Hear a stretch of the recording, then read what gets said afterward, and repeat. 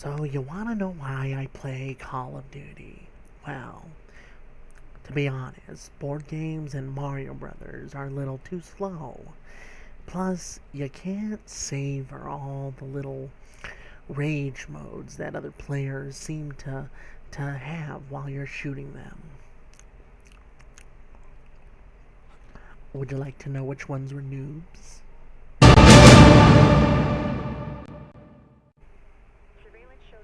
Good evening, ladies and gentlemen.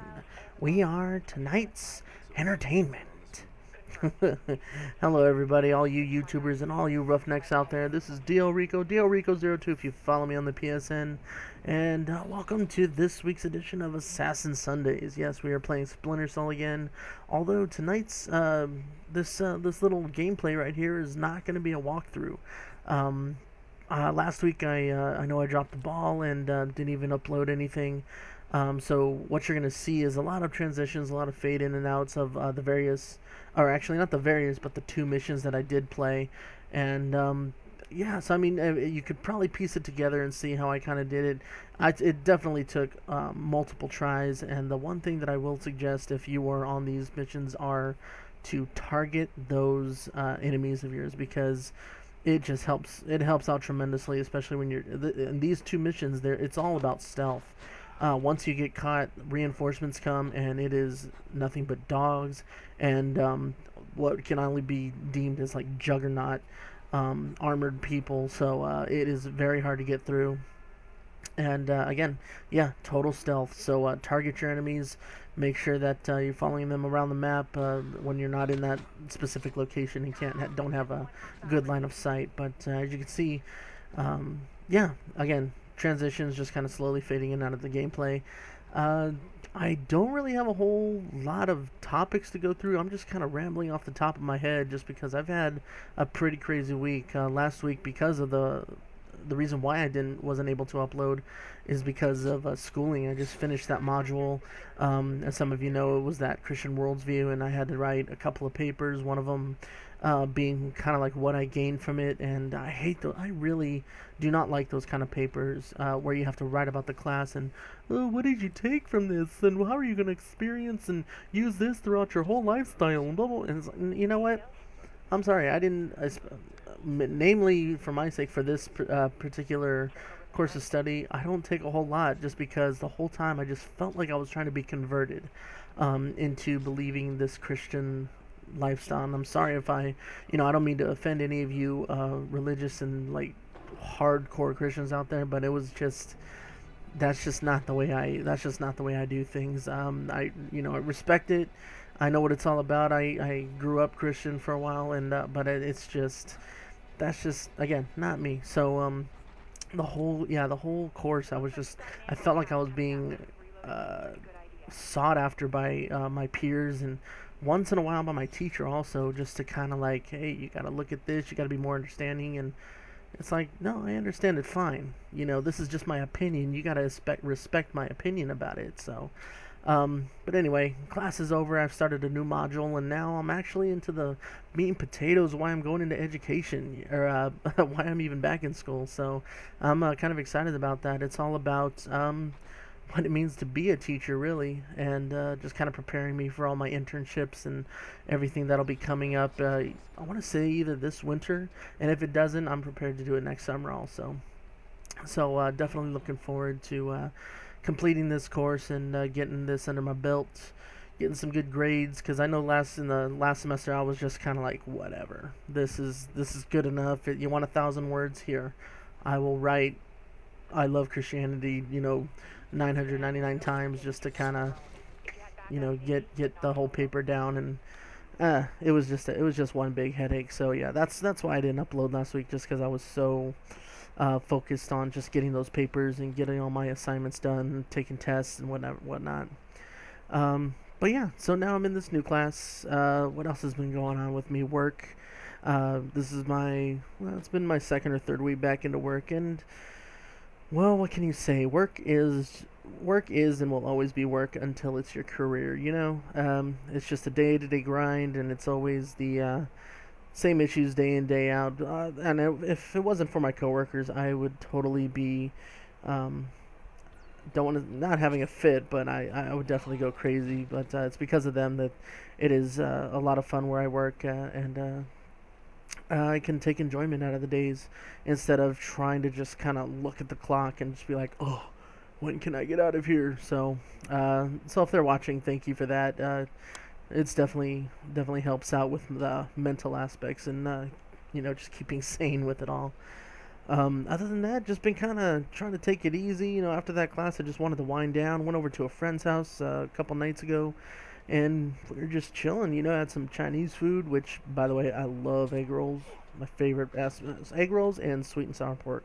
My two favorite dishes when it comes to Chinese food. And if a restaurant doesn't have those two things done correctly, mix the wrong sauce. Or there was actually one restaurant I went to where I don't know if they like pickled the cabbage or if it was bad, but their egg rolls were horrible.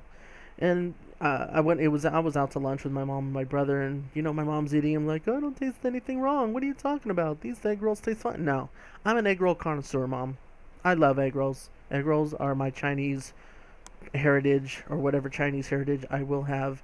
And I know egg rolls. These are not egg rolls, kind of thing. So, yeah, I will never go back to that place for their egg rolls. Their Chinese food is Chinese food. You cannot. There are very few ways to mess up, broccoli beef, orange chicken, sweet and sour pork, or beef tips, or whatever. Very few ways you can get those wrong. And if you happen to get those wrong, you should not be a Chinese restaurant. Plain and simple. Boom. Put a stamp on it and call it a pro tip. But yeah, so anyway, went to a friend's house. Yeah, we had some Chinese food. We usually go out to a movie every weekend, but this weekend it was just like, you know what, let's just kind of keep it low key. I don't feel like dealing with the crowds. School's back in, so there's a lot of kids and college students out there just trying to get away and make their, get their first weekend break out of it. So yeah, we just stayed in. Of course, we watched Oblivion. Brought over my Blu-rays, and of course, like I talked about before, Oblivion is just an amazing movie. We also watched. We watched White House. Or no, I'm sorry, not White House Down, because fuck Channing Tatum. Sorry, but he's not an actor. He's not a good actor. He was hilarious in Jump Street, and that was about it. I didn't like him in. I didn't like him in GI Joe, and what else is on that one with Amanda Bynes with the soccer and yeah. Anyway. So yeah, no, fuck White House Down. It was Olympus Has Fallen. Morgan Freeman, Gerard Butler. That was actually a really good film. A lot of nice, lot of good action, some awesome fighting sequences. Yeah, good solid film. I definitely liked it. I'm not sure if I would buy it myself, but if you have a friend that happens to own it and wants to do a movie screening, I'd definitely recommend to go watch it. But as far as buying it, I'd probably save my money. It just, it always strikes me weird. Like movies like Oblivion and Olympus Has Fallen, or even Deep Impact. Morgan Freeman seems to have this kind of leadership role, and it got me to thinking, like, why is Hollywood always making it so that a black guy is this leader, and the world has gone to shit, or or the government falls and topples? And like, what is Hollywood trying to say about that? Not. I really don't care about politics. I've stated that before. So if you want to leave your comments about the administration now, go ahead. I probably will skim over them. But that was just a quick thought that I had. Like, oh, what is Hollywood trying to say by putting Morgan Freeman in all of these leadership roles while everything just kind of turns to turmoil? But yeah, so yeah, it was a good night. I know. Oh, we watched. What was it? Now You See Me. With the magician, the four horsemen, as they're called in this movie, and they're four magicians. They end up robbing banks in order to help others, and it's all, of course, magic is all an illusion. But until it's proven, until the illusion is proven, everybody's kind of like, oh, this is really magic, and this is really happening. So that was kind of the premise of the movie, is that they were robbing rich people and giving it to those that really needed it, and it was all for this. Kind of secret society of magicians, and but yeah, solid film. Definitely a good twist at the end. I kind of saw it coming. I don't know about anybody else, but I just had I just have these kind of intuitions about movies. There are some that I just get totally sucked into. Even Scooby-Doo cartoons, I would get totally lost in, and it was like, what? that garbage man was the freaking villain? No way. And those things somehow I just missed, but for some reason I knew that, and Now You See Me, I knew that this particular person was the guy that they were looking for. That was always just kind of like one step ahead. So anyway, that's my take on that. Now You See Me, though, I am definitely going to buy that. Definitely a good movie to have and keep around. So yeah, I would say if you have seen it or haven't seen it and are looking to yeah, check it out, I would definitely recommend that. Make that a part of your movie collection. What else? Yeah, Splinter Cell. This game, I'm actually having a lot of fun with it. This mission right here that you're watching, as you can see, with all those different fade in and fade outs, it probably took me like 6 or 7 tries, and it was just a pain in the ass to just kind of to be that stealthy and not alert anybody to get their reinforcements to come. Whereas this one, there's no reinforcements, but if you get caught, that's it. You start all over. So but still, the stealth maneuvers are just they're just not easy. And it's see, I'm marking the targets as I go along, because I learned from the last mission you just got to keep an eye on where they are at all times. And you can take them out if you want, but I try to keep everybody alive and just try to get more points as far as the ghost instead of the panther, especially on a map where you have to be stealthy and you can't use a whole lot of aggression and attack mode. So as you can see, I kind of went. I've done this. I actually did this map a few times. I veered off to the left and try to go behind the couple of cars over the little barricades and into the building where you're supposed to go. But this way that you're watching is actually a lot easier if you just go to the right, climb up on that signage there, and just kind of sneak around the back area. That little dead drop was giving me the hardest time. I was looking all over that top, because it's, as you can see, it's right there, and I'm just kind of like, okay, well, it's not on the roof. I can't hop over on that corner. You go inside here, and yeah, so you open the window and you look up, and it's like, well, it's not there on the ceiling. It's like I can't stand up, otherwise they're gonna see me. So yeah, that was kind of frustrating, but I'll show you how to get that in just a second.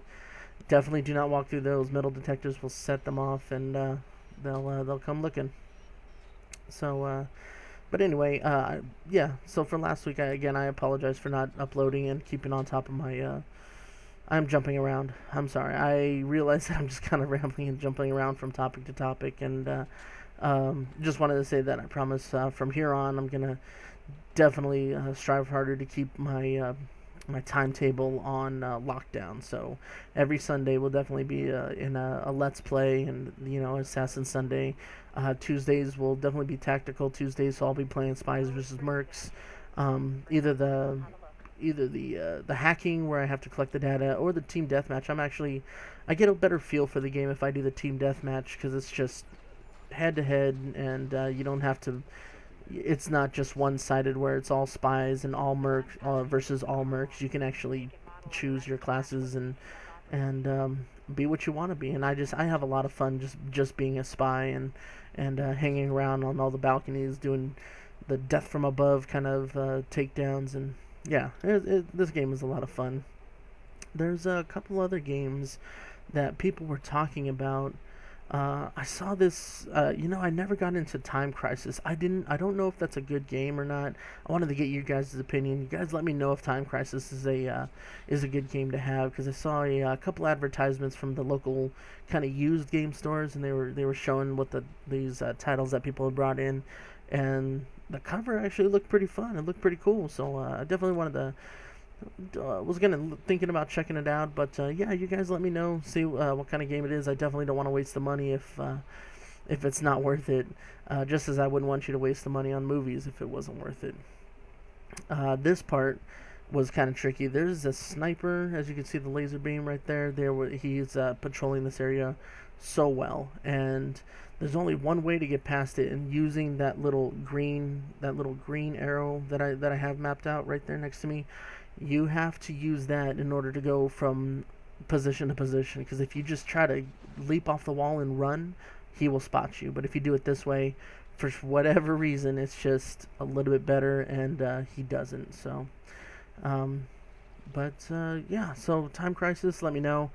The other games, I'm definitely looking forward to Call of Duty Ghosts. I just saw a new trailer for it, and the more I watch it, the more I just kind of get into it. I see how they've enhanced the AI for the maps around for what you play on the multiplayer, and how you're able to kind of manipulate the environment to change the whole parameters of the gameplay, and that seems just really awesome. Now, however, Battlefield 4, they're just one step ahead, because not only can you manipulate the environment as far as like changing ground settings and making potholes or blowing up a building, but there's also a different mechanic to it, to where it's like it behaves in the same way as a regular building would. So if you took out, let's say you had a grenade launcher and you threw it and you shot it at a window because it was a sniper up there. Obviously, it blows it up, it blows a hole in there, it takes out the sniper, but in the nature of the building, there's also wires there. There's also a structure within the walls that that most people engineers wouldn't really think about when doing a video game. So it affects the electricity over there. So if you're in a garage, it just goes pitch black, and again, takes out all the lights. It's just Battlefield 4 just looks like, man, that's definitely one I got to get on board. I tried playing Battlefield 3 a couple of times. The maps are just huge, and you know how I am about noob tubes and campers, and that's all everybody does is they sit in one place with a sniper rifle, and because the map is so huge, you never really are able to find where they are. You can watch the kill cam, but by the time you eventually run all the way over to the other side, they're usually gone. So hopefully the maps are a little bit smaller, a little bit more like not as small as Hijack, but maybe something like Firing Range from the first Black Ops. Those would be decent sized maps and all. I'd like to get behind that though. Let's see. Yeah, so Battlefield 4, Call of Duty Ghosts, I'm definitely looking forward to those releases. I'm kind of debating on getting a PS4 when it releases. I know a couple of friends of mine that already have their little order up and going, so whenever the PS4 comes out, they're going to be like the first ones to go ahead and get their hands on it. And I'm kind of debating, just because with every console, it doesn't matter if it's PlayStation or Xbox, there's always a bunch of bugs and glitches and different things that they need to work out and fine tune. So I'm just wondering if I should wait. If I should wait until all of those things are, well, obviously not all of them, but at least the majority of the main glitches are taken care of before getting it. So like waiting till like February, March, I don't know. Is that too long of a time? I'm still new to this whole gaming community. I know everybody wants to stay on top of everything, and everybody wants to be so current and so modern and have the latest on their YouTube channels and everything. But for me, I'm not in a big rush. I mean, I would love to get my hands on the PS4. There's definitely some games that I really want to play, but getting out there and spending the money for it, I definitely want the best product available. Just as I'm sure everybody would. So that's another thing. What do you guys think? Do you think I should just go ahead and bite the bullet, just get it when it comes out, or should I be like kind of conservative and wait until they fix everything with it, and kind of get it like a month or two, maybe even 3 months later? Let's see. As you can see, I've already pretty much completed my objectives in this game. That C1 or that last objective that I just hacked right now, that was a little tricky. Because there's only one place to get it from, and that was you had to drop down from it directly above, and right on that corner there was a camera, just kind of swiveling back and forth to watch your position. And those cameras, they spot you quickly, so you got to be able to move fast. And right here, this is probably the hardest one, because it's right in the center of everything. I mean, you have these two patrolmen, you have that one guy right up on top there. He has this 50 caliber chain gun thing, and as soon as you get spotted, man, he just guns you and takes you out without in no time at all. So yeah, it's all about being stealthy, being maneuverable. The best way I found to do it was just to take him out. I wanted to do this whole thing without any lethal force, but as you can see, there was no way around it, so I just had to take him out. I believe I took out one other guy. Yeah, I took him out right here. One thing I will tell you, get rid of the bodies, because that could have caused some damage.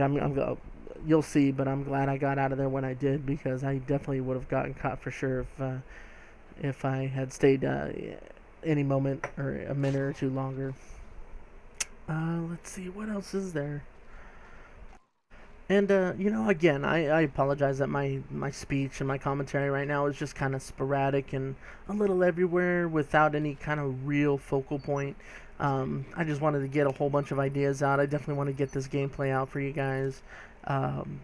If you want, I will do a special Let's Play tomorrow and just kind of have one solid mission of the whole game with my live reactions, because this thing was frustrating me. I remember at this point, when that guy is right there, right behind me, I was like, oh shit, oh shit, oh shit, oh shit, oh shit, oh shit, you don't see me, you don't see me, you don't see me, and I jump out of there and it's like, nope, nope, hide, because he's already on alert, he sees the body. But yeah, like I said, I get away. Future commentary on this Thursday's episode of Rico's Roughnecks. I am trying to do my best to get back to the whole confessions of the drive-thru. I know that got a lot of feedback, and you guys seem to enjoy all the little mishaps that I encounter at work. I just gotta really be careful. I've talked to a couple of coworkers of mine, and they've all pointed out how people in the past, where again, I cannot say the name of this company. I cannot mention anything that kind of gives off what the company is. I can't talk about menu items. I can't talk about colors. I mean, they're really strict about this whole confidentiality kind of thing. So, and I've heard about a couple of people. One of them, I never worked with him, but I guess it was an employee who came up with these memes on Facebook, and he ended up getting fired over those. And again, they don't mention the company, but they do have references to some of the work styles, I guess you could call them, as far as what we have to endure. And yes, he was fired. And once he was fired, he was just like, well, it's all fair game now. So he just started putting him up all over again. But so I'm writing down all these ideas, all these different things about kind of what make me frustrated about not only this job in particular, but I mean, I've worked in retail. I've worked in a warehouse. I've worked as a teacher at one of my local high schools, and I've just done a lot of things. So I'm getting all these ideas down and writing them out, but I just got to be careful. So just bear with me. I will get back to those topics. But as you can see, I completed the mission. So that's going to do it for this commentary. And yeah, again, next week we'll be right back on schedule. So I just wanted to thank you guys for watching. Please make sure to leave a thumbs up if you liked it. Subscribe if you're new. Definitely love seeing new faces. And yeah, I will talk to you guys later. Peace.